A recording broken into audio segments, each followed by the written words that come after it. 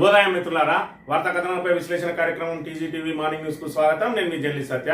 ముందుగా రాష్ట్రంలో జరుగుతున్న రాజకీయ పరిణామాలను కనుక పరిశీలించినట్లయితే లగచెర్ల భూసేకరణ ఎంత వివాదాస్పదంగా మారింది జాతీయ స్థాయిలో అన్నది మనందరికీ తెలిసిందే. ముఖ్యమంత్రి సొంత నియోజకవర్గంలో ఫార్మా కంపెనీలు ఏర్పాటు చేస్తామని చెప్పి ఏదైతే భూసేకరణకు ప్రయత్నం చేసిండ్రో దాన్ని గిరిజన రైతులు తీవ్రంగా వ్యతిరేకించినప్పటికీ పోలీసుల దమనకాండ సాగించిన విషయం మనకు అక్కడ పూర్తిగా మరి జాతీయ స్థాయిలో దాని మీద దృష్టి పడింది.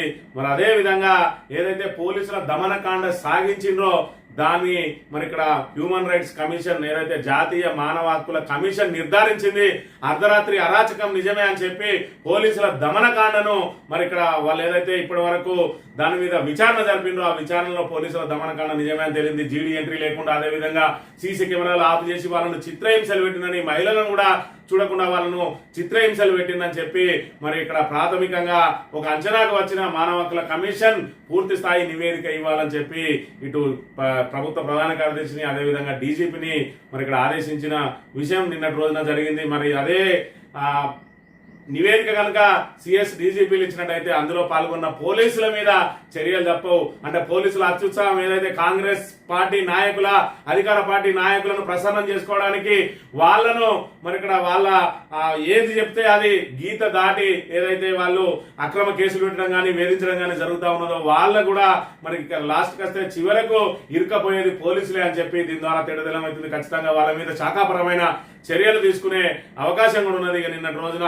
ఏదైతే రైతు మహోత్సవం అని చెప్పి మరి నిజామాబాద్ లో ఏర్పాటు చేసిన సభలో పిసిసి అధ్యక్షుడు అసలు మనకు వ్యవసాయం నేర్పింది ఆంధ్ర వాళ్ళని చెప్పి ఆయన మాట్లాడడం మరి ఓవరాల్ గా తెలంగాణ రైతాంగాన్ని అందరి ఆత్మాభిమానాన్ని కూడా దెబ్బతీసినట్టుగా పెద్ద ఎత్తున విమర్శలు వ్యక్తం అవుతా ఉన్నాయి. ఒకవైపు దేశానికి ఆదర్శంగా నిలుస్తున్న తెలంగాణ రైతాంగాన్ని అవమానపరిచే విధంగా తెలంగాణకు వ్యవసాయం నేర్పిందే ఇక్కడ ఆంధ్ర రైతులు అని చెప్పి ఆయన పేర్కొనడాన్ని తీవ్రంగా తప్పుపడుతున్న అంశాన్ని కూడా మనం ఇక్కడ ప్రధానంగా గమనించవచ్చు. వార్తా కథనాలను గమనించే ముందుగా మంథనిలో జరిగిన సంఘటన కనుక గమనించినట్టయితే ఇక్కడ నిన్నటి రోజున ఎంపీ వంశీకృష్ణ, పెద్దపల్లి ఎంపీ గడ్డం వంశీకృష్ణ, ఆయన తండ్రి వివేకు, అదేవిధంగా వాళ్ళ తాత మరి ఇక్కడ కాకా వెంకటస్వామి, ఆ వెంకటస్వామి వారసులైనటువంటి వంశీకృష్ణ నిన్నటి రోజున ఫ్లెక్సీలు ఏర్పాటు చేసిండు. ఏదైతే ఆయన కార్పస్ సింగరేణికి కార్పస్ ఫండ్ కేటాయించాలని చెప్పి టన్నుకు 20 రూపాయలు పక్కన పెట్టాలని చెప్పినే ఏదైతే పోరాటం చేసిండో పార్లమెంట్ లో దానికి తలొగ్గిన ప్రభుత్వం ఇక్కడ సింగరేణి ప్రతి టన్నుకు 20 రూపాయలు టన్నుకి 20 చొప్పున పక్కన పెట్టి కార్పస్ ఫండ్ లో కలపడానికి, అదేవిధంగా ప్రతి వ్యక్తికి 10,000 పెన్షన్ వచ్చే విధంగా ప్రయత్నం చేస్తా అని చెప్పి ఏదైతే చేసిండో దానిలో 140 కోట్ల నిధులను మరి అందులో జమ చేసిండట. దానికి కృతజ్ఞతగా నిన్న రోజున ఫ్లెక్సీలు ఏర్పాటు చేసిండ్రు. కాకా వెంకటస్వామి, అదేవిధంగా వివేక్, అదేవిధంగా గడ్డం వంశీకృష్ణలకు సంబంధించిన ఫ్లెక్సీలు ఏర్పాటు చేసిండ్రు. అందులో ఎక్కడ కూడా ఇక్కడ స్థానిక మంత్రి అయినటువంటి స్థానిక ఎమ్మెల్యే మంత్రి శ్రీధర్ బాబు ఫోటో లేదు. మరి ఇక్కడ ఇది వివాదాస్పదంగా ఇప్పటికే గడ్డం వంశీకృష్ణను అనేక రకాలుగా ప్రోటోకాల్లో మరి ఎక్కడ కూడా మంత్రులు అడుగుపెట్టనీయడం లేదు. ఆయన స్వయంగా మంత్రికి అంబేద్కర్ జయంతి రోజు వచ్చినప్పటికీ కూడా అభివృద్ధి కార్యక్రమాలను ఏర్పాటు చేసిన శ్రీధర్ బాబు కనీసం ఆహ్వానం అందించలేదు. అదేవిధంగా అంబేద్కర్ కు మాల వేసే సమయంలో ఒక్క కాంగ్రెస్ కార్యకర్త కూడా ఆయన వద్దకు రాలేదు. కదా ఆయన మాట్లాడుతుంటే ఆయన ప్రసంగానికి అడ్డం జరుగుతూ పోటీ ప్రసంగం చేసిండ్రు. మరి సొంత పార్టీ కార్యకర్తలు ఈ విధంగా అవమానాలకు గురి చేస్తా ఉన్నాడు అని చెప్పి మరి వాళ్ళు కూడా తాడో పేడో తెలుసుకోవడానికి సిద్ధమైన నిన్న రోజున ఆయన ఫోటో లేకుండానే ఫ్లెక్సీలు ఏర్పాటు చేస్తే నిన్నటి రోజున మరి ఇక్కడ వాళ్ళు మొత్తం కూడా ఏదైతే శ్రీధర్ బాబు అనుకూల వర్గీయులు మరి పొల్లు చింపేసిండ్రు, పూర్తిగా నేలమట్టం చేసిండ్రు. 2 Pannuru centre, centre colony Pannuru centre లో ఒకటి, జిఎం కార్యాలయం ముందు ఒకటి ఏర్పాటు చేస్తే రెండింటిని కూడా పూర్తిగా మరి ఇక్కడ నేలమట్టం చేసిరు, చించి పడేసిరు. దీనికి సంబంధించిన వార్తను కనుక పరిశీలించినట్టయితే పెద్దపల్లి ఎంపీ ఎమ్మెల్యేల ఫ్లెక్సీలు చించివేత, సెంటర్ కాలనీలో పలు ప్రాంతాల్లో పెద్దపల్లి ఎంపీ గడ్డం వంశీ, చెన్నూరు ఎమ్మెల్యే గడ్డం వివేక్ పేరుతో స్వర్గీయ మాజీ కేంద్ర మంత్రి గడ్డం వెంకటస్వామి కాకా పేరుతో వెలిసిన ఫ్లెక్సీలను స్థానికులు కొందరు సోమవారం చించివేశారు. పన్నూరు క్రాస్ రోడ్ వద్ద జీఎం కార్యాలయం ముందు ఈ ఫ్లెక్సీలు వెలిచాయి.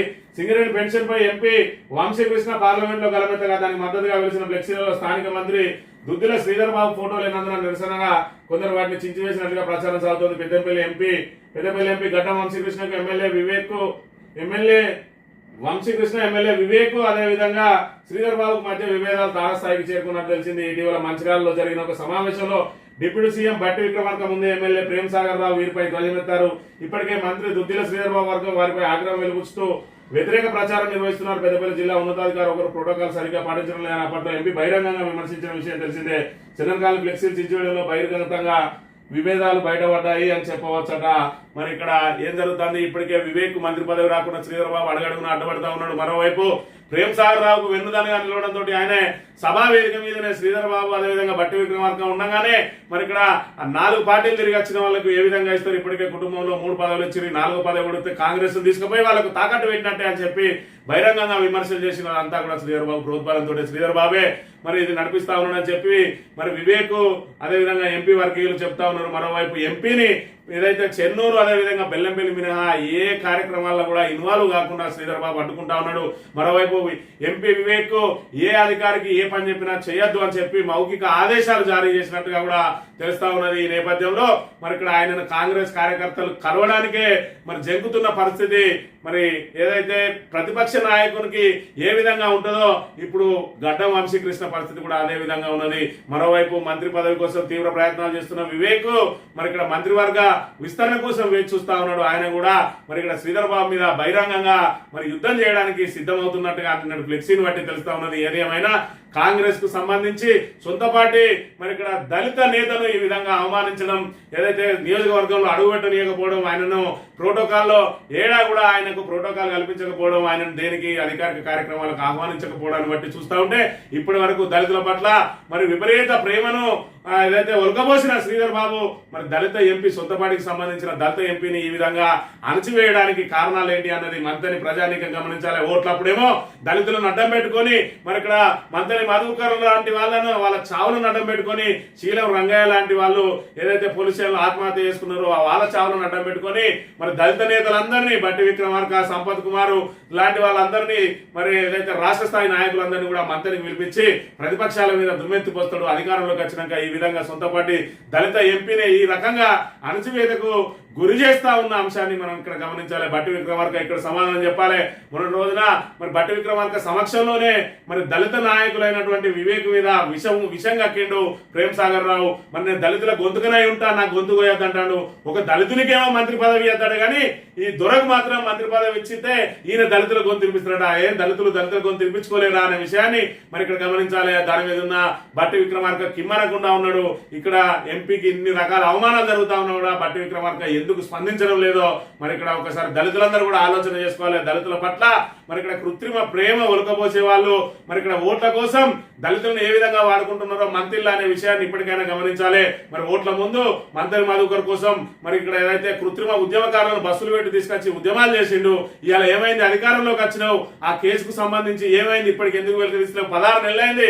దాని మీద నిజానిజాలను బయట పెట్టాల్సిన బాధ్యత కూడా శ్రీధర్ బాబు మీదే ఉన్నది. అదే విధంగా ఏదైతే శీలం రంగయ్యకు సంబంధించి మరి ఇక్కడ పోలీస్ స్టేషన్ లో ఆయన ఉరేసుకుని ఆత్మహత్య చేసుకున్నాడో దాన్ని లాకప్ డెత్ గా చిత్రీకరించే ప్రయత్నం చేసిరు. దాని మీద కూడా మరి ప్రభుత్వం నీ చేతుల్లో ఉన్నది, పోలీస్ విభాగం అంతా నీ చేతుల్లో ఉన్నది. ఇప్పటికైనా దాని మీద విచారణ చేసి పూర్తి స్థాయిలో నిజానిజాలను వెల్లడించాలి. కేవలం దళితులను ఓటు బ్యాంక్ గా వాడుకొని దళితులను రెచ్చగొట్టి అధికారంలోకి వచ్చిన తర్వాత ఈ రకంగా దళితులను వేధించడం ఎంతవరకు కరెక్ట్, అవమానించడం ఎంతవరకు కరెక్ట్ అనేది మంత్రి నియోజకవర్గంలో ఉన్న దళిత సోదరులు ఇప్పటికైనా మేల్కొని ఈ అరాచకాలను ఖచ్చితంగా మీరే ప్రశ్నించాలి అని చెప్పి మరి టీజీ తరఫున కొడతా ఉన్నాం. ఈ వార్తా కథనాలను కనుక గమనించినట్టయితే నమస్తే తెలంగాణలో తెలంగాణ రైతులకు వ్యవసాయం నేర్పింది ఆంధ్రోలే. నిజాం సాగర్ కట్టినప్పుడు ఇక్కడికి ప్రకాశం కృష్ణా గుంటూరు జిల్లాల వాళ్ళు వచ్చి వ్యవసాయంలో స్థిరపడరు. వాళ్ళు వ్యవసాయం చేయడమే కాకుండా తెలంగాణ రైతులకు కూడా నేర్పిండట. పిసిసి చీఫ్ మహేష్ కుమార్ గౌడ్ మరి ఇక్కడ రైతు మహోత్సవం కార్యక్రమంలో చెప్పింది. ఇక ఈ రకంగా మాట్లాడుతూ ఉన్నాడు. తెలంగాణ రైతులందరినీ కూడా మరి పూర్తి స్థాయిలో అవహేళనకు గురయ్యే విధంగా తెలంగాణ రైతులకు ఆ వ్యవసాయం తెలియదు, పూర్తిగా ఆంధ్రోలు నేర్చుకున్నామని చెప్పి ఇప్పటికే మనం ఏదైతే తెలంగాణ వేరుపడుతుంది అన్న రోజు ఆంధ్రోలు మీకు పరిపాలన చేత కాదు, మీకు కరెంట్ ఎవరిస్తారు, చిమ్మరి చీకట్లలో ఉంటారని చెప్పి మరి నానా రకాల అవహేళనలకు గురి చేసిర్రు. ఆ అవహేళనలకు గురి చేసిన వాళ్ళే ఈ రోజు ఎక్కడో అట్టడుగున ఉంటే తెలంగాణను భారతదేశంలోనే నెంబర్ 1 గా నిలిపిండు 10 ఏళ్ల పాలనలో కేసీఆర్. మళ్ళీ కాంగ్రెస్ వచ్చింది, మళ్ళీ మనకు తిరోగమనం స్టార్ట్ అయింది, మళ్ళీ ఈ వెకిలి మాటలు వెకిలి చేష్టలు మళ్ళీ ప్రారంభమైనాయి మన దగ్గర. మళ్ళీ ఆంధ్రలో ముందట మనల్ని తక్కువ చేసి చూపించే ప్రయత్నం చేస్తా ఉన్నది స్వయంగా కాంగ్రెస్ పార్టీ అనే విషయాన్ని మనం ఇక్కడ గమనించాలి. అధికారంలోకి వచ్చినప్పటి నుంచి రైతులను అరిగోస పెడుతున్న కాంగ్రెస్ ప్రభుత్వం ఇప్పుడు ఏకంగా రాష్ట్ర రైతుల మనోభావాలను దెబ్బతీసింది. రైతు మహోత్సవం అంటూనే తెలంగాణ రైతులను ఏళ్ళ చేసింది. తెలంగాణ రైతులకు వ్యవసాయమే తెలియదని ఆంధ్రలో వచ్చి నేర్పించాలని కారుకూతలు కూస్తూ అవమానించింది. నిజాం సాగర్ ప్రాజెక్టు కట్టడం వల్ల ప్రకాశం, కృష్ణా, గుంటూరు జిల్లాల వాళ్ళు వలస వచ్చి ఇక్కడ వ్యవసాయం చేస్తూ తెలంగాణ రైతులకు కూడా నేర్పించాలంటూ నిజామాబాద్ లో సోమవారం నిర్వహించిన రైతు మహోత్సవ సభలో టీపీసీసీ చీఫ్ మహేష్ కుమార్ గౌడ్ చేసిన వ్యాఖ్యలు వ్యవసాయంలో దేశానికి ఆదర్శంగా నిలిచిన తెలంగాణ రైతుల ఆత్మ గౌరవాన్ని దెబ్బతీసినాయని చెప్పి మరి ఇక్కడ యావత్ తెలంగాణ సమాజం అంతా కూడా అదే కోరుకుంటా ఉన్నది, అదే అంటా ఉన్నారు. మరి ఏదైతే పీసీ చీఫ్ మరి ఇలా తెలంగాణ ఏదైతే వ్యవసాయం చేయడంలో దేశానికి ఆదర్శంగా నిలిస్తే ఇలా తెలంగాణ రైతులను అవహేళనకు గురి చేసిన అంశం మీద ఖచ్చితంగా పీసీసీ అధ్యక్షుడు క్షమాపణలు చెప్పాలని కూడా ఇక్కడ డిమాండ్ చేస్తా ఉన్నారు. నిజాం సాగర్ వల్ల ఈ ప్రాంతంలో ఆంధ్ర రైతులు స్థిరపడ్డారు. రైతు మహోత్సవ సభలో మరి PCC chief Mahesh Kumar Goud PCC chief వ్యాఖ్యలు తెలంగాణకు అవమానం అంటున్న మాజీ మంత్రి నిరంజన్ రెడ్డి, మహేష్ కుమార్ గౌడ్ క్షమాపణ చెప్పాలంటున్న వేముల ప్రశాంత్ రెడ్డి, కాంగ్రెస్ నేతవి బానిస బతుకులు అంటున్న మాజీ ఎమ్మెల్యే జీవన్ రెడ్డి మరి ఆయన మీద ఫైర్ అయిన అంశాన్ని కూడా మనం ఇక్కడ గమనించాలి. ఇక చూసుకున్నట్టయితే అకాల వర్షానికి ఇక్కడ ఒకవైపు ఏమో వీళ్ళు మరి రైతు మహోత్సవం అని చెప్పి చెప్తా ఉన్నారు. రైతులు మాత్రం ఇటు కాంగ్రెస్ ప్రభుత్వం ద్వారా మరోవైపు ప్రకృతి ప్రకోపం ద్వారా కూడా ఈ రకంగా ఇబ్బందులు పడుతున్నారు. అకాల వర్షం రైతులను నిండా ముంచింది. జోగులాంబ జిల్లా మానవపాడు మండలంలో వర్షానికి కళ్ళల్లో ఆరబోసిన మిరప పొగాకు పంటలు తడిసి ముద్దాయి. మానవపాడులో తడిసిన మిర్చిని పరిశీలిస్తున్న ఎమ్మెల్యే విజయుడు అని చెప్పి రైతులు ఆరుగాలం శ్రమించి మరి ఇక్కడ పంట చేతికి వచ్చే సమయంలో ఈ రకంగా అకాల వర్షాలు కూడా రైతులను మరి ఇక్కడ రైతుల నెత్తి మీద పిడుగు లాంటి ఈ కార్యక్రమాలు జరుగుతూ ఉన్న అంశాన్ని కూడా మనం ఇక్కడ ప్రధానంగా గమనించాలి. ఇక్కడ చూసుకున్నట్లయితే కొనుగోలు కేంద్రంలోనే కుప్పగొలిన మహిళా రైతు ధాన్యం అమ్మేందుకు 4 రోజులుగా నిరీక్షణ, వడ్డు నిరుతూ వడదెబ్బతో మృతి. ఎమ్మెల్యే యశస్విని రెడ్డి స్వగ్రామంలో ఘటనాట. మహిళా రైతు పాపం వడదెబ్బతోటి చనిపోయింది. సకాలంలో ధాన్యం కొనుగోలు కేంద్రాలు ఏర్పాటు చేయక వాళ్ళు ధాన్యం తీసుకొచ్చిన రైతులు మరి ఇక్కడ రోజుల తరబడి ధాన్యం కొనుగోలు కేంద్రాలలోనే మరి పడిగాపులు గాయాల్సిన దుస్థితి ఏర్పడ్డది. దాంతో ఇక్కడ మరి ఏదైతే మహిళ వడదెబ్బకు మృతి చెందిన ఘటన కూడా మనం ఇక్కడ చూడవచ్చు. ఇక చూసుకున్నట్టయితే ఇద్దరు రైతుల ఆత్మహత్య, దిగుబడి రాక అప్పులు కట్టలేక ఒకరు నోటీసుతో పరుగు పోయిందని మరొకరు. జనగామ నిజామాబాద్ జిల్లాలో మరి విషాదం. జనగామ నిజామాబాద్ నిన్నటి రోజున రైతు మహోత్సవం పేరుతో నిజామాబాద్ లో జరిగింది. అదే నిజామాబాద్ జిల్లాలో ఇక్కడ రైతు ఆత్మహత్య చేసుకున్నాడు.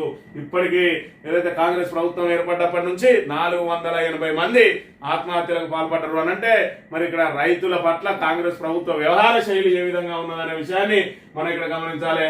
ఇక్కడ చూసుకున్నట్టయితే రైతు భరోసా ఆలస్యంపై రైతులు మన్నించాలి. కుటుంబానికి కష్టాలు ఉన్నట్లు ప్రభుత్వానికి బాధలున్నాయి. తక్కువ నీళ్లు పెడితే ఎక్కువ దిగుబడి. వరి కాకుండా ఆయిల్ ఫామ్ పంటపై రైతులు దృష్టి పెట్టాలి. ఎందుకంటే ఆయిల్ ఫామ్ పెడితే రైతు భరోసా ఎగ్గొట్టచ్చా? మరి గతంలో చూసుకున్నట్టయితే ఎందుకు వద్దంటాడు కేసీఆర్, వరి ఎందుకు వేయొద్దంటాడు, ప్రత్యామ్నాయ పంటలు ఎందుకు వేయమంటాడు అని చెప్పి నానా గగ్గోలు పెట్టిన కాంగ్రెస్ ప్రభుత్వం ఇవాళ కేసీఆర్ చెప్పిన ప్రత్యామ్నాయ పంటల వైపు వెళ్ళాలి అని చెప్పి సూచిస్తా ఉన్నది. మరోవైపు జనవరి 26వ తేదీనే రైతుల ఖాతాల్లో రైతు భరోసా డబ్బులు వేస్తున్నామని చెప్పి ప్రకటించి గంట తిరగక ముందే మార్చి 31 వరకు వేస్తామని చెప్పి మార్చి 31 పోయి 21 రోజులైనా కూడా ఇప్పటి వరకు అతిగతి లేదు అని అంటే మరి ఏ విధంగా ఉన్నది? 22 రోజులు అవుతుంది. ఇక్కడ మరి ఏదైతే వాళ్ళు చెప్పిన గడువు పోయి ఇంకా కూడా రైతులు మన్నించాలి, కుటుంబానికి కష్టాలు ఉన్నట్టు మాకున్నాయి అంటాడు. మరి ఇక్కడ ఏదైతే కచ్చబౌలి భూములకు సంబంధించి 400 ఎకరాలలో మరి ఏదైతే టీజీఐఐసి ద్వారా కుదవబెట్టి 10,000 కోట్ల రూపాయలు తీసుకున్నారు. ఆ 10,000 కోట్లలో 8,500 కోట్లు ఆల్రెడీ ఖాతాల్లోకి వచ్చినాయి అన్నారు. ఆ 8,000 కోట్లన్న మరి రైతులకు ఇచ్చిండ్రా అంటే అదే లేదు. రైతు భరోసా కోసం మేము అప్పు తీసుకున్నామని చెప్పి దాని మీద మరి పేపర్ లీకులు ఇచ్చారు, కానీ రైతు భరోసాను మాత్రం పూర్తి చేయలేదు. ఇప్పటికే 15,000ను 12,000 కుదించి ఆ 12,000లో ఒక విడత 6,000 ఎగ్గొట్టి రెండో విడత 6,000 కూడా ఇప్పటి వరకు అతిగతి లేదు అని అంటే వీళ్ళు ఇచ్చిన హామీ ఏ విధంగా ఉన్నదనే విషయాన్ని అయితే మనం ఇక్కడ ప్రధానంగా గమనించాలి. ఇక టీచర్లకు సెలవులు లేవు, ఎవరు హెడ్ క్వార్టర్ దాటి వెళ్ళొద్దు. మే నెలలో టీచర్లందరికీ శిక్షణ నెలాఖరులోపు ఆర్పీల ఎంపిక పాఠశాల విద్యాశాఖ ఆదేశాలని చెప్పి టీచర్లకు మరి ఇక్కడ ఏదైతే వేసవి సెలవులు ఇవ్వకుండా వాళ్ళకి ఏదో ట్రైనింగ్ క్యాంపు పెడతారట, దానికి సంబంధించిన వార్తను ప్రచురించింది. ఇక చరిత్రలో నిలిచిపోయేలా రజతోత్సవ వేడుక అని చెప్పి మరి ఇక్కడ 1,300 ఎకరాల్లో బీఆర్ఎస్ ఆవిర్భావ సభ ఏదైతే రజతోత్సవం 20 సంవత్సరాలు పూర్తవుతున్న వేళ ఏప్రిల్ 27వ తేదీన మరి ఇక్కడ ఎల్కతుర్తిలో పెద్ద ఎత్తున సభ నిర్వహించడానికి సభా కార్యక్రమాలన్నీ కూడా చకచకా సాగుతా ఉన్నాయి. ఒకవైపు ప్రజలందరూ కూడా స్వచ్ఛందంగా సభకు రావడానికి వేచి చూస్తా ఉన్నారు. ఎప్పుడు కేసీఆర్ వస్తారు, కేసీఆర్ మాటలను మేము వినాలే. మరి ఇక్కడ ఈ ప్రభుత్వంతో విసిగి వేసారిపోయినాం, మాకు స్వాతంత్ర లభించాలంటే కేసీఆర్ కనీసం ఆయన మాటలతో మాకు ఊరట లభిస్తుంది, మేము ప్రత్యక్షంగా వెళ్లి చూడాలి అని చెప్పి బీఆర్ఎస్ ఏదైతే ఆవిర్భావ సభ రజతోత్సవ సభ కోసం మరి ప్రజలందరూ కూడా ఎదురు చూస్తున్న పరిస్థితి. ఎవరైతే ఇక్కడ బీఆర్ఎస్ నాయకులు ఎవరెవరు వస్తారో మరి ఇక్కడ సభకు అని చెప్పి ముందస్తుగా వాళ్ళ పేర్లను ఏదైతే సేకరిస్తా ఉన్నారో ఫోన్ నెంబర్లతో సహా వాళ్ళందరూ కూడా స్వచ్ఛందంగా మరి మేము వస్తామని చెప్పి వాళ్ళందరూ మరి ఇక్కడ పేర్లు నమోదు చేసుకుంటున్న పరిస్థితిని కూడా మనం ఇక్కడ గమనించాలి. 10 లక్షల టార్గెట్ గా పెట్టుకున్నది, కానీ 10 లక్షల కంటే ఇంకా మించి జనాభా వచ్చే అవకాశం ఉన్నది. ఇక్కడ పెద్ద ఎత్తున బీఆర్ఎస్ సభలకైతే స్పందన వస్తున్నది. ఇప్పటికే ఓర్వలేని కాంగ్రెస్ ఎక్కడికక్కడ గోడ రాతలు ఏవైతే ఉన్నాయో వాటన్నిటి మీద కూడా పెయింట్లు వేసుకుంటూ వస్తున్నది. మరి గోడ మీద రాతలను చెరిపేయగలుగుతారు కావచ్చు, కానీ ప్రజల గుండెల్లో చిరస్థాయిగా స్థానం సంపాదించుకున్న కేసీఆర్ ను ఏ విధంగా ప్రజల గుండెల్లో నుంచి వేరు చేయగలుగుతారో కాంగ్రెస్ నాయకులే ఆలోచన చేయాలి. నీలమ్మ విరాళం 2000 రైతోత్సవ సభ నిర్వహణకు అందజేత పెద్ద మనసుకు మాజీ ఎమ్మెల్యే పెద్ద కృతజ్ఞతలు అని చెప్పి ఒక పెన్షన్ దారు మరి నీలమ్మ అనట ఆమె 2000 రూపాయలు తనకు వచ్చిన పెన్షన్ ను ఇక్కడ కేసీఆర్ సభకి ఇచ్చింది. కేసీఆర్ లాంటి వాళ్ళు వస్తేనే తెలంగాణ బాగుపడుతుంది. ఇప్పుడు కాంగ్రెస్ ఏదైతే ఆశ పెట్టి మోసం చేసిందో ఈ రోజు తెలంగాణ ప్రజానికం అంతా కూడా కోసపడతా ఉన్నది. మళ్ళీ కేసీఆర్ రావాలి, మరి ఈ సభకు నా వంతుగా కూడా నేను ఎంతో కొంత కంట్రిబ్యూట్ చేస్తా అని చెప్పి 2000 రూపాయలు ఇచ్చిన అంశాన్ని మనం ఇక్కడ ప్రధానంగా గమనించాలి. ఇక అర్ధరాత్రి అరాచకం నిజమే. లగచర్ల సంబంధించి లగచర్ల ఘటన ఎంత పెద్ద ఎత్తున వివాదం చోటు చేసుకున్నదో మనం అందరం చూసాం. జాతీయ స్థాయిలో కూడా జాతీయ మీడియా, జాతీయ స్థాయిలో ఉన్న వివిధ పార్టీలు, వివిధ నాయకులు, మరి అన్ని వర్గాల ప్రజలందరూ కూడా మరి ఏదైతే ముఖ్యమంత్రి సొంత నియోజకవర్గం లగచర్ల రైతుల మీద పోలీసుల దమనకాండను మరి అందరూ కూడా గమనించిండ్రు. మరి అదే విధంగా లగచర్లకు సంబంధించిన గిరిజన రైతులు మరి ఏదైతే వాళ్ళ మీద జరిగిన దాడిని అక్కడ మరి చూస్తూ ఊరుకోలేదు. వాళ్ళు ఇక్కడ హైదరాబాద్ నుంచి ఢిల్లీ వరకు కూడా వెళ్ళి మరి జాతీయ మానవ హక్కుల సంఘానికి, జాతీయ ఎస్టీ మరి సంఘ కమిషన్ కు అందరికి కూడా ఫిర్యాదులు చేసిరు. దాని మీద విచారణ జరిపి మరి ఇక్కడ నిన్న రోజున కమిషన్ ఏం తెలిసింది అంటే ఖచ్చితంగా అర్ధరాత్రి అరాచకం నిజమే అని చెప్పి ప్రాథమికంగా అంచనాకు వచ్చింది. లగచర్ల ఎస్టీ ఎస్సీలకు లాకప్ లో చిత్రహింసలు కావాలనే పోలీసులు సీసీ కెమెరాలు ఆఫ్ చేశారు. తానాలనే ఉండి జీడీ ఎంట్రీలో పేర్కొనలేదు. ఓ మహిళ తొడపై కమిలేలా దాడి చేశారు. గిరిజన మహిళలను ఇష్టం వచ్చినట్టు కొట్టారు. మైనర్లు విద్యార్థులపై అక్రమ కేసులు పెట్టారు. బీఆర్ఎస్ అనుకూల రైతులను టార్గెట్ చేసిండ్రు. కాంగ్రెస్ అనుకూలపై ఎలాంటి కేసులు లేవు. కానిస్టేబుల్ సహా ఉన్నతాధికారుల అత్యుత్సాహం, నిబంధనల ప్రకారం భూసేకరణ జరగలేదు. లగచర్ల అరాచకంపై 6 వారాల్లో నివేదిక ఇవ్వండి. సిఎస్ డీజీపీకి ఎన్హెచ్ఆర్సీ ఆదేశం. లగచర్ల ఘటనపై కమిషన్ నివేదిక విడుదల. లగచర్ల రైతులకు రేవంత్ క్షమాపణ చెప్పాలి కేటీఆర్. లగచర్ల రైతులపై 2 ఎఫ్ఐఆర్లు కొట్టివేత. మొదటి ఎఫ్ఐఆర్ పై దర్యాప్తునకు హైకోర్టు అనుమతి అని చెప్పి మరి ఇక్కడ పోలీసుల దమనకాండ మరి అప్పటి నుంచి మరి బీఆర్ఎస్ నాయకులు కూడా అదే చెప్తా ఉన్నారు.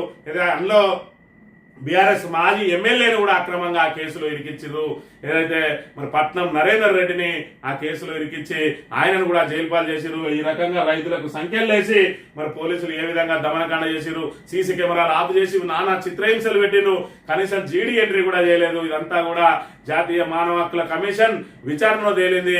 మరి ఖచ్చితంగా ఈ అత్యుత్సాహం ప్రదర్శించిన పోలీసులు ఎవరైతే ఉన్నారో గిరిజన రైతుల మీద మరి ఇక్కడ దమనకాండ సాగించిన పోలీసులకు ఖచ్చితంగా మరి శిక్షలు తప్పవు. మరి ఇక్కడ పోలీసులు అధికార పార్టీ నాయకులను ప్రసన్నం చేసుకోవడం కోసం ఏ విధంగా అయితే అక్రమ కేసులు పెట్టి వేధించాలని ఏదైతే ప్రయత్నాలు చేస్తా ఉన్నారో ఖచ్చితంగా రాబోయే రోజులలో మీకు కూడా ఇలాంటి చర్యలే మీకు తప్పవు. ఏదో ఒక రోజు మీరు కూడా ఖచ్చితంగా ఇరుక్కపోతారు. ఆ రోజు అందులో నుంచి బయటపడడానికి మరి ఉద్యోగాలే కోల్పోయే అవకాశం ఉంటది. మరి ఇక్కడ ఇదే మంత్రి నియోజకవర్గంలో జరిగింది. మరి కాళేశ్వరానికి సంబంధించి మరి ఎస్ఐ ఎవరైతే ఉన్నారో భవానీ సేన్ గౌడ్ పూర్తిగా విధుల నుంచి తొలగించబడ్డాడు. ఆయన వివాదాస్పద మరి కార్యక్రమాలతోటి బీఆర్ఎస్ నాయకులను ఏదైతే అణచివేయాలని ప్రయత్నం చేసిండో మరి ఆయనే ఆ ఉచ్చులో ఇరుక్కొని పోయి మరి ఇక్కడ డిస్మిస్ అయిండు. ఆయన ఏదైతే ఆయనకున్న చెడ్డ అలవాట్లతోటి మరి ఈ బీఆర్ఎస్ నాయకులు కూడా ఆయన చేసిన అరాచకాన్ని బయట పెట్టడంలో కృతకృత్యులైంది కాబట్టి ఆయన డిస్మిస్ అయిండు. మరి మీరు కూడా చేసే దమనకాండ ఏదైతే ఉన్నదో అక్రమ కేసులు పెట్టి వేధించే ప్రయత్నాలు ఏవైతే జరుగుతా ఉన్నాయో భవిష్యత్తులో మీరు కూడా ఖచ్చితంగా ఇదే రకమైన వేధింపులు, ఇదే రకమైన మీ కక్ష సాధింపులు ఏదైతే పాల్పడతా ఉన్నారో ప్రతి చర్యలు మీ మీద కూడా తప్పై ఏదైతే మీ మీద కూడా ఏదో ఒక విచారణ జరిగిన రోజు ఖచ్చితంగా మీ ఉద్యోగాలే ఊడిపోయే అవకాశం ఉంటాయి. కాబట్టి ఇప్పటికైనా పోలీసులు మీ గీత దాటకుండా ప్రవర్తిస్తే మంచిగా ఉంటది. గీత దాటితే ఎవరికైనా శిక్షలు తప్పవు. ఇది ఖచ్చితంగా ప్రజాస్వామ్యమైన దేశం. ఇక్కడ భారత రాజ్యాంగం అమలు జరుగుతలేదు. భారత రాజ్యాంగం అమలును ఎవరైతే ఉల్లంఘిస్తారో వాళ్ళు ఖచ్చితంగా శిక్షార్హులు అవుతారు. ఏదో రోజు కూడా మీకు అలాంటి చర్యలు తప్పవనే విషయాన్ని మీరు గమనించుకోవాలి. తులం బంగారం లక్షలు చేరిందట. దేశీయ మార్కెట్లో సరికొత్త స్థాయికి బంగారం ధరలు. దేశ విదేశీ ప్రతికూలతో రేట్లు పరుగులు అని చెప్పి మరి ఇక్కడ బంగారం పెరుగుతూనే ఉన్నది. దాని ధరలు అయితే మరి ఇక్కడ చూసుకున్నట్టయితే వివాదాస్పద మారువేని పలు దేశాల్లో లంచాల కేసులు ఆర్థికంగాను బలహీనమే అయినా రాష్ట్ర ప్రభుత్వ ఒప్పందం. రాష్ట్ర ప్రభుత్వం జపాన్ పర్యటనలో చేసుకుంటున్న పెట్టుబడి ఒప్పందాలన్నీ డొల్ల కంపెనీలతోనే అంటే అవుననే సమాధానం వస్తున్నది. తెలంగాణ ప్రభుత్వంలో 5,700 కోట్ల పెట్టుబడి ఒప్పందం చేసుకున్న ఉర్సా కంపెనీకి ఎక్కడ ఊరు పేరు లేదని వెల్లడైన మర్నాడే మరో కంపెనీ భాగవతం పట్టబోయలేదు.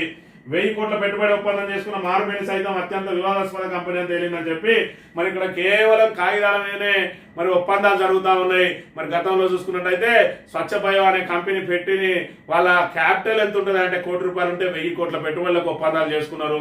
మరి అదేవిధంగా గోధి ఇండియా దానికి కూడా 2 కోట్లు 3 కోట్లు దాని షేర్ క్యాపిటల్ ఉంటే దాంతో 8,000 కోట్లకు ఒప్పందాలు చేసుకున్నారు. మరి నిన్న ఉర్సా కంపెనీ, ఆ ఉర్సా కంపెనీకి 2 తెలుగు వాళ్ళ డైరెక్టర్లు అమెరికాలో ఒక డబుల్ బెడ్రూమ్ ఫ్లాట్ పేరు మీద రిజిస్ట్రేషన్ చేసుకున్నారు. వాళ్ళకు ఫోన్ నెంబర్ లేదు, ఈమెయిల్ కూడా లేదు అని చెప్పి ఏదైతే నిన్న రోజున వార్తలు వెలువడ్డాయో మరి అది పూర్తిగా డొల్ల కంపెనీ అని తేలింది. మరి దాంతో పాటు మరి నిన్న జపాన్ లో ఒప్పందాలు ఇంకా చేసుకుంటూనే ఉన్నాడు. మరి ఇక్కడ మారుమేని కంపెనీ రాబోతా ఉన్నది అని పెద్ద ఎత్తున ఏదైతే ప్రచారం చేసుకున్నారో అది కూడా మరి ఇక్కడ ఫ్రాడ్ కంపెనీ అని చెప్పి దాని మీద ఆరోపణలు వస్తున్నాయి. పలు దేశాల్లో లంచాల కేసులట. మరి ఇక్కడ దావోస్ లో 40,000 కోట్ల ఒప్పందాలు చేసుకున్నారు. ఇప్పటికి 4,000 కోట్లు కూడా పెట్టుబడులు వచ్చింది లేదు. మరోవైపు చూసుకున్నట్టయితే మరి ఇక్కడ రెండోసారి 1,79,000 కోట్ల ఒప్పందాలు చేసుకున్నారు. ఇప్పుడు వాటికి అతి లేదు. ఇప్పుడు జపాన్ పోయి మళ్ళీ 11,000 కోట్లు దాటిపోయినాయి అని చెప్పి అంటా ఉన్నారు. మరి ఇందులో ఎంతవరకు వాస్తవమో ఎవరికి అర్థం కాని విషయాన్ని చూసుకున్నట్టయితే మరి ఈ రకంగా డొల్ల కంపెనీలతోటి కేవలం పేపర్ల మీద మరి అంకెల గారడీ చేస్తూ మరి ఇక్కడ ప్రజలను బురిడి కొట్టించే ప్రయత్నం చేస్తా ఉన్నారా, లేదంటే దీని వెనుక ఏమైనా కుట్రకోణం దాగి ఉన్నదా అని చెప్పి మరి ప్రతిపక్షాలు ఆరోపణలు చేస్తున్న అంశాన్ని కూడా గమనించాలి. సాక్షి దినపత్రిక విషయానికి వస్తే సినిమాలు వచ్చినట మరి ఇక్కడ ₹1,00,000 దాటిపోయిన దానికి సంబంధించిన వార్తను ప్రధానంగా ప్రచురించింది. ఇక పోప్ అస్తమయం, బ్రెయిన్ స్ట్రోక్ తో కనుమూత అశోక సంద్రంలో కేథలిక్ సమాజం. ప్రపంచవ్యాప్తంగా సంతాపాల విలువ. ఈస్టర్ సందర్భంగా చివరిసారి దర్శనం. ప్రపంచవ్యాప్తంగా 130 కోట్ల మందికి పైగా రోమన్ కేథలిక్ల అత్యున్నత మతగురువైన పోప్ ఫ్రాన్సిస్ గెలేరు. 88 ఏళ్ల ఫ్రాన్సిస్ బ్రెయిన్ స్ట్రోక్ తో సోమవారం కనుమూశారు. తన జీవితం అందరికీ చర్చి ప్రభువు సేవకి అంకితం చేసిన రోమ్ బిషప్ ఫ్రాన్సిస్ ఈ ఉదయం 7:35కు తండ్రి సన్నిధికి చేరారంటూ వాటికన్ కార్డినల్ కెవిన్ ఫారెనెల్ అధికారిక ప్రకటన చదివి వినిపించారని చెప్పి పోప్ జాన్ పాల్ మరి ఇక్కడ వీళ్ళందరికీ కూడా రోమ్ కు సంబంధించి మరి ఏదైతే కేథలిక్లందరికీ కూడా మత గురువు మరి పెద్ద ఈయన ఒక్కడే ఉంటాడు. ఈయన తర్వాత మరి మళ్ళీ ఒకరిని నియమిస్తా ఉంటారు మరి పోప్ స్థానంలో. మరి ఇప్పుడున్నటువంటి ఫ్రాన్సిస్ ఎవరైతే ఉన్నారో ఆయన మరి ఇక్కడ రోజున బ్రెయిన్ స్ట్రోక్ తో మృతి చెందిందని అని చెప్పి ఇక్కడ వార్తను ప్రచురించింది. వాణిజ్య బంధం బలోపేతం పైన దృష్టి. ట్రేడ్ డీల్ పై చర్చించిన ప్రధాని మోడీ, అమెరికా ఉపాధ్యక్షుడు వాన్స్.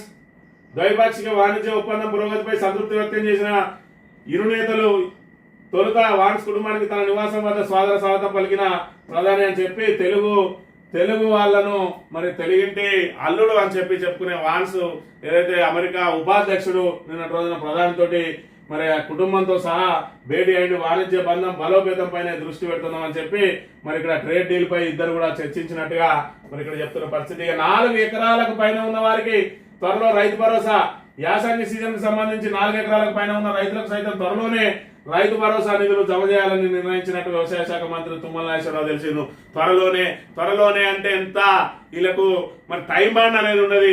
ఎందుకంటే మాకు ఇంకా 3.5 సంవత్సరాల టైం ఉన్నది అనే రకం కాంగ్రెస్ నాయకులు ఇప్పటికే ఫిరాయి ఎమ్మెల్యేల మీద ఎప్పుడు చర్య తీసుకుంటారంటే మేము ఏదైతే సముచిత సమయంలో తీసుకుంటాం. సముచిత సమయం అంటే ఎంత? 3 నెలల 6 నెలల సంవత్సరం అంటే అది అడగద్దు. స్పీకర్ని అడిగే మీకు అధికారం లేదు. ఆయన విచక్షణ అధికారాలు ఉంటాయి ఆయన నిర్ణయం మేరకు అంటే మరి కోర్టు కూడా మొట్టికాయలేసింది. మరి మీకు సముచిత సమయం అంటే ఎంతో, మీకు టైం బాండ్ ఉండదా? మీరు తీసుకొని చేత కాకపోతే మేమే తీసుకుంటాం అని చెప్పింది. అలా ఇచ్చినటువంటి తీర్పును రిజర్వ్ చేసింది, టైం బాండ్ కూడా విధించబోతోంది. కానీ ఇక్కడ చూసుకున్నట్టయితే రైతు భరోసాకు వీళ్ళే టైం బాండ్ పెట్టుకున్నారు. జనవరి 26 అన్నారు, అది దాటిపోయింది. మార్చి 31 అన్నారు, ఇది దాటిపోయింది. ఏప్రిల్ 22కి వచ్చింది, అయినా కూడా ఇంకా అతిగతి లేదు. మరి రైతు భరోసాకు సంబంధించి ఆల్రెడీ ఒక విడత ఎగ్గొట్టిండ్రు, అయినా రెండో విడతనైనా సక్రమంగా ఇస్తారా అంటే మరి కేసీఆర్ ఉన్నప్పుడు టెన్షన్ గా పడేది. మరి ఇక్కడ నాట్లప్పుడు పడితే కేసీఆర్ రైతు బంధు నాట్లప్పుడు వేస్తే వీళ్ళు ఓట్లప్పుడు మాత్రం వేస్తా ఉన్నారు. స్థానిక సంస్థల ఎన్నికలు రాబోతున్నాయని హడావిడిగా మరి దాన్ని 6,000 కుదించి టకా వేస్తామని జనవరి 26 అని చెప్పి ప్రకటన చేసిర్రు.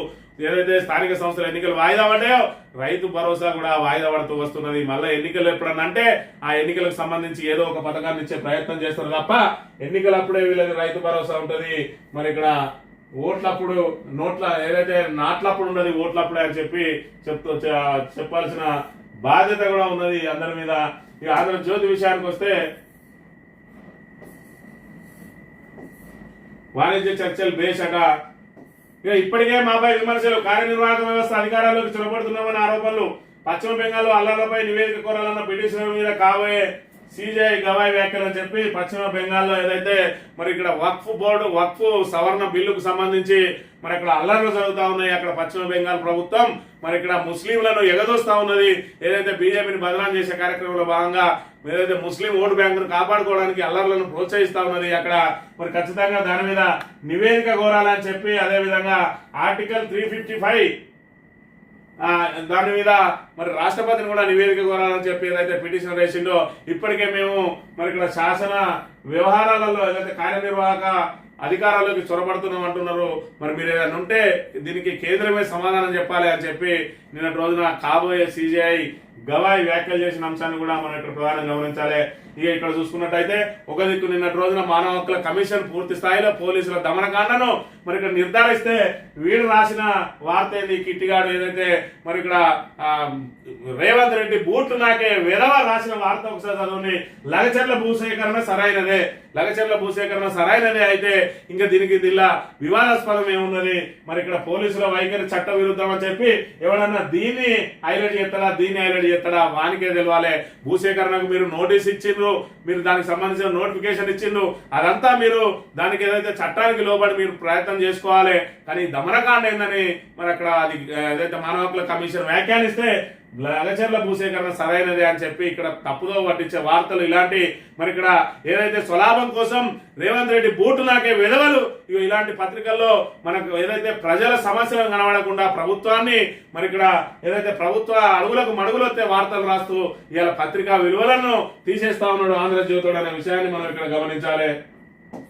ఇక ప్రపంచానికి విస్తరించండి, తెలంగాణకు రండి, మీ పెట్టుబడులు మా రాష్ట్రాన్ని గమ్యస్థానంగా ఎంచుకోండి. మాది సులభతర పారిశ్రామిక విధానం, సర్క్యులర్ ఎకానమీ కేంద్రంగా ఫ్యూచర్ సిటీ, అంతర్జాతీయ ఎగుమతుల కోసం డ్రై పోర్టును ఏర్పాటు చేస్తున్నాం. జపాన్ పారిశ్రామికవేత్తలతో సీఎం రేవంత్ రెడ్డి అట ఇప్పటికే మరి మారుబెని అనే సంస్థ పూర్తి స్థాయిలో మరి ఫ్రాడ్ కంపెనీ అని చెప్పి ఒక చెప్తా ఉన్నారు. మరి ఇక్కడ జపాన్ లో తిరిగినే మరి ఏదైతే పెట్టుబడుల కోసం ప్రయత్నాలు చేస్తా ఉన్నాడు. దావోస్ పెట్టుబడులు అయితే ఇప్పటి వరకు మరి కార్యరూపం దాల్చలే కానీ ఎక్కడికి వెళ్ళినా పెట్టుబడులను ప్రయత్నం చేస్తా ఉన్నారు. పెట్టుబడులతో పాటు మరి అప్పుల కోసం వేయండి చెప్పేమో ఇక్కడ ప్రతిపక్షాలు ఆరోపణలు చేస్తున్న పరిస్థితిని మనం ఇక్కడ ప్రధానంగా చూడవచ్చు. మిస్ వరల్డ్ పోటీలకు ప్రభుత్వ ఖర్చు 2 కోట్లే, 25 కోట్ల స్పాన్సర్షిప్ కు ఫార్మా, మీడియా, పర్యాటక సంస్థల నుంచి ఆఫర్లట. ములుగు, రామప్ప, సాగర్లో నిర్వహించే ప్రత్యేక ఈవెంట్లకు స్థానికులకు ఆహ్వానం. గ్రాండ్ ఫినాలకు 3500 మందికి అవకాశం అట. రష్యా, ఇజ్రాయెల్ సుందరీమణులకు ప్రత్యేక భద్రత. బుద్ధ జయంతి నాడు బుద్ధవనానికి బ్యూటీలు. 4 రోజుల పండుగ, 80% ఏర్పాట్లు పూర్తి. మరి పెద్ద ఎత్తున మేము ప్రజాధనం దుర్వినియోగం చేస్తలేము, 2 కోట్లే మేము ఖర్చు పెడతాం అని చెప్పి మరి ఇక్కడ ప్రభుత్వం దాన్ని కప్పిపుచ్చుకునే ప్రయత్నం చేస్తున్న అంశాన్ని కూడా మనం చూడవచ్చు. ఈనాడు దినపత్రిక విషయానికి వస్తే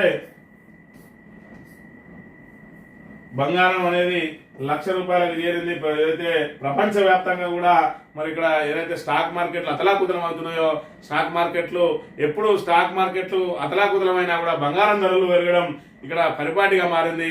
కానీ ఎన్నడూ లేని విధంగా ₹1,00,000 చేరుకోవడం మరి ఇక్కడ ఏదైతే తులం బంగారం ఇస్తా అన్నాడు రేవంత్ రెడ్డి, మరి ఈ 1,00,000 రూపాయలకు తులం కొని ఇప్పుడు ఆడబిడ్డలకు మరి దిగిపోయే వరకన్నా ఆ లాస్ట్ నెలలన్నా అమలు చేస్తారో, ఒక్కరిద్దరికన్నా తులం బంగారం ఇస్తాడో వేచి చూడాలి. మరి ఇక్కడ తులం బంగారం కనుక కాంగ్రెస్ ప్రభుత్వం అమలు చేస్తే నిజంగానే ఆడబిడ్డలను లక్షాధికారులను చేస్తా, కోటీశ్వరులను చేస్తా అని ఏదైతే చెప్తా ఉన్నాడో వాళ్ళకి నెలకి 500 వాళ్ళకి ఇస్తా అన్న ఏదైతే ఈ 1,00,000 రూపాయలు ఇది తులం బంగారం, అదే విధంగా విద్యార్థులకు స్కూటీలు ఇస్తే ఆయన నిజంగా లక్షాధికారులను చేసిన దాంతో సమానం. మరి దాని మీద ఆలోచన చేయాలి రేవంత్ రెడ్డి. అంటే మరి ఇక్కడ ఏదైతే సజావుగా సాగే రైతు బంధునే రైతు భరోసాగా చేసి ఇప్పటి వరకు రైతులను గోసపుచ్చుకుంటున్న పరిస్థితి. ఆల్రెడీ ధాన్యం కల్లాలకు వచ్చింది. పెట్టుబడి సాయం అంటారు, రైతు భరోసా అంటే పెట్టుబడి సాయం, రైతు బంధు అంటే పెట్టుబడి సాయం. పెట్టుబడి సాయాన్ని మరి నాట్లప్పుడు ఇస్తే రైతుకు ఉపయోగపడుతుంది. మరి ఇక్కడ చూసుకున్నట్టయితే కోతలైనా కూడా ఇప్పటి వరకు పెట్టుబడి సాయం అందలేదంటే ఈ ఆల్రెడీ మరి ఇక్కడ వాళ్ళు ధాన్యం కొనుగోలు కేంద్రాలు అమ్ముకొని ధాన్యం డబ్బులు వచ్చిన తర్వాత పెట్టుబడి సాయం అందజేస్తే లాభం. మరి రాను రాను ఈ రైతు భరోసా ఉంటుందా, పూర్తిగా ఎత్తేస్తారా కూడా తెలియని పరిస్థితి ఉన్నది ఇక్కడ తెలంగాణలో అనే విషయాన్ని గమనించాలని కోరుతూ ఇది ఈ రోజు మార్నింగ్. తిరిగి రేపు వెళ్తాం. Thank you very much.